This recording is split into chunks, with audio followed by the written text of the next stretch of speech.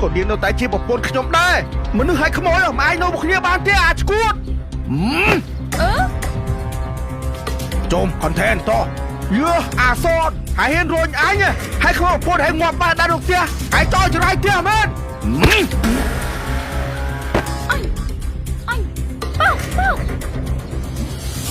អាសនអើគឺបងអើយពួកឯងប្រមាថខ្ញុំបាន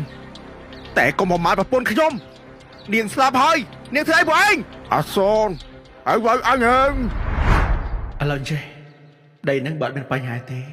ខ្ញុំហ៊ានឲ្យពូ 50000 ហើយពូលក់បានក៏លក់បើលក់អត់បានក៏អត់ទៅខ្ញុំអត់ខំតែអត់អីកូនបោខោវាយចុះអោសុំទោសអូមកប៉